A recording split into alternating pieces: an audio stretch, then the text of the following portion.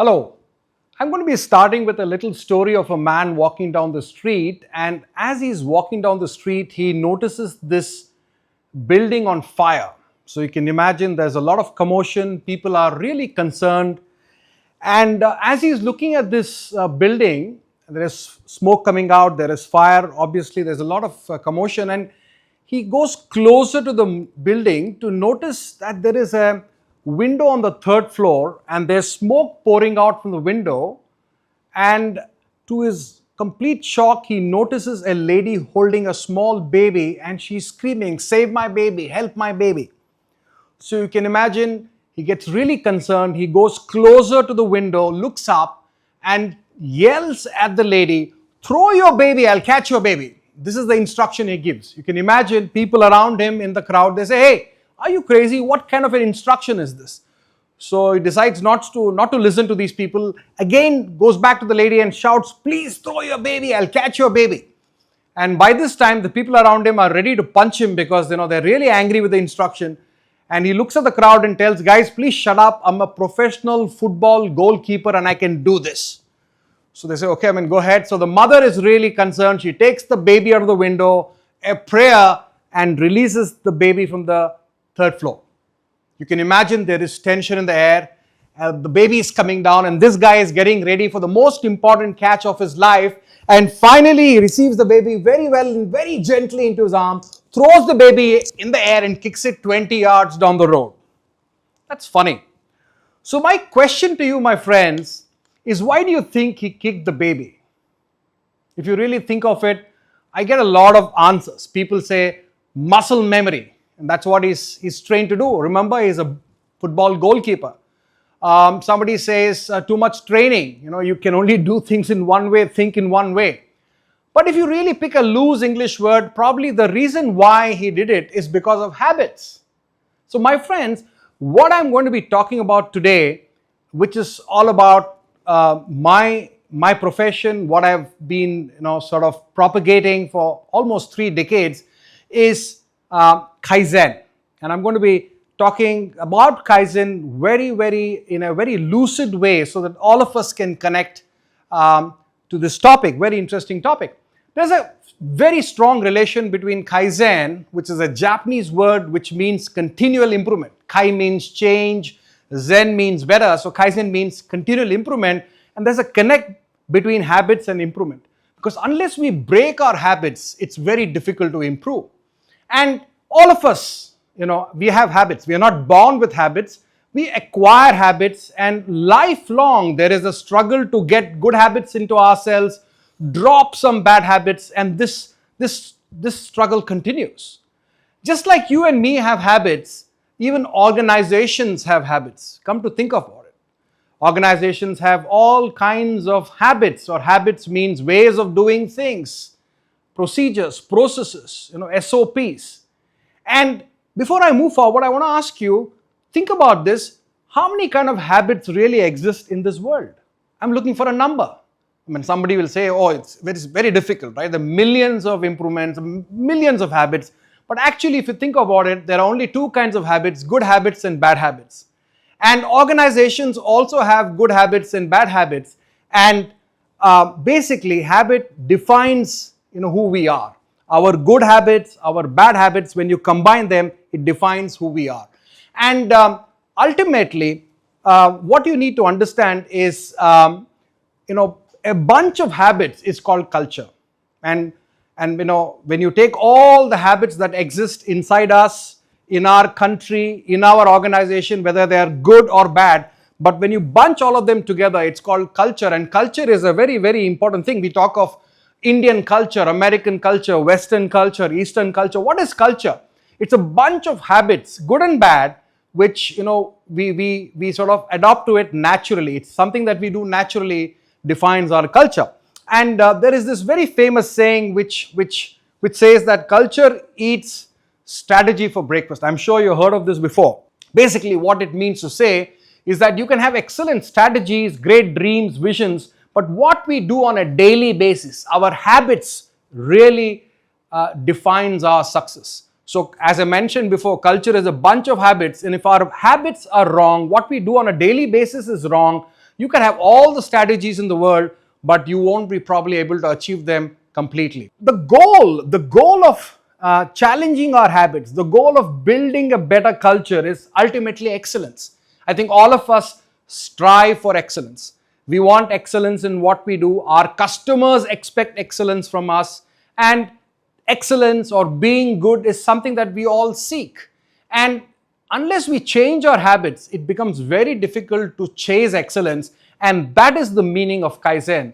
Basically, unless we sort of start challenging our habits, unless we start making an effort to drive improvements on a continual basis, which is called Kaizen, it's very difficult to really excel in what we do. Because just imagine, if you continue doing what you're always doing, you'll continue getting what you always got.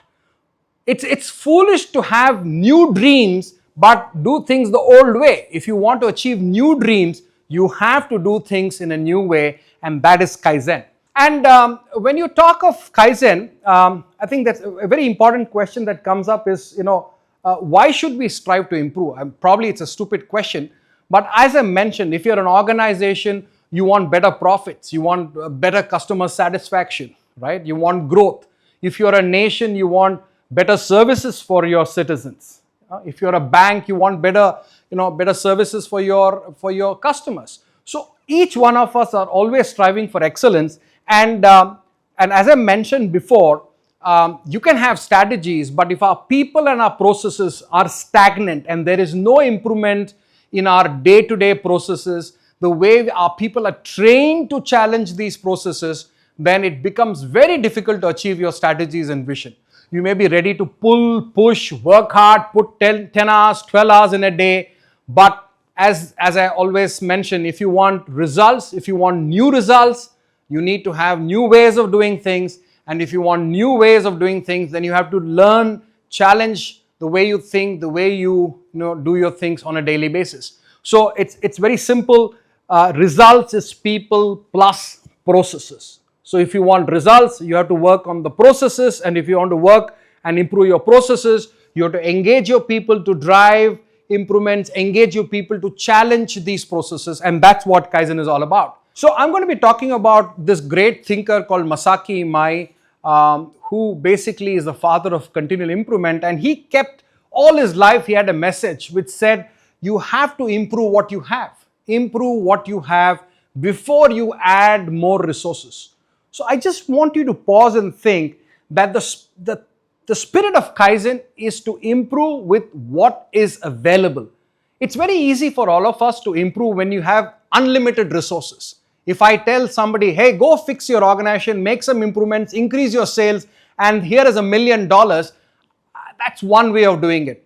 But if I tell you that there are no resources, you have to use what is available more smartly, efficiently, productively, then as the great masters always said, when the pocket is empty, the mind starts thinking, and that is the spirit of Kaizen. Kaizen says, improve without adding, use what is available, and deleting muda. This is another Japanese term.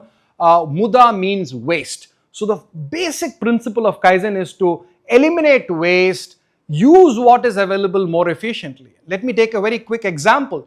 You might have, for example, a sales team, right? And if you go and tell the sales manager, hey, please increase some sales, there may be a possibility that this man will say, I can increase sales, but give me more sales people and I need a bigger team. Give me more budget for advertising. Give me more credit which I can pass on to my customers and I can increase my sales. But suppose you have no budget to add, you have no more people to give, then you go back and start thinking, what wasteful activities in my process of selling can I eliminate so I can use my available time, use my available team members to deliver better, to create more sales. So muda is a very interesting concept. Muda means non-value adding activities. Muda means waste in Japanese.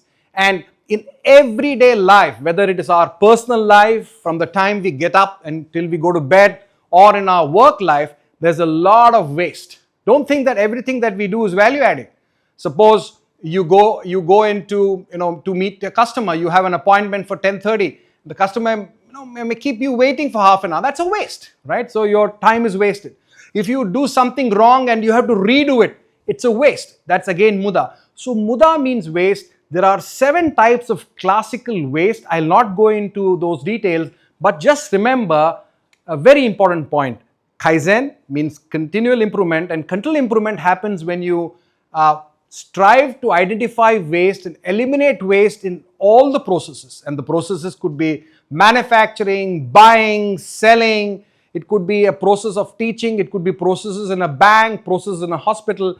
Everywhere there is a process. When you eliminate the waste, when you eliminate the muda, you have an opportunity to improve with available resources.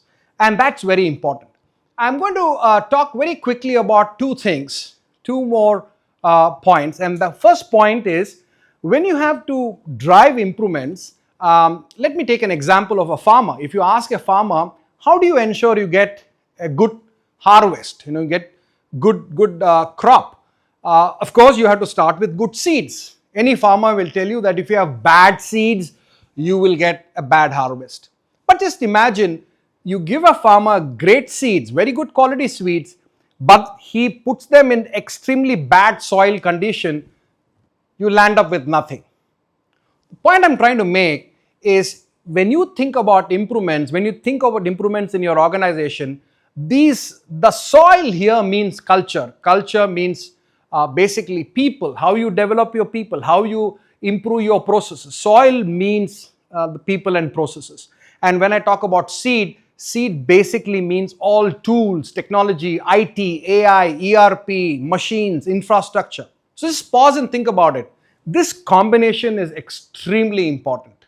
You need great seeds, you need good technology, you need AI, you need all the best equipment.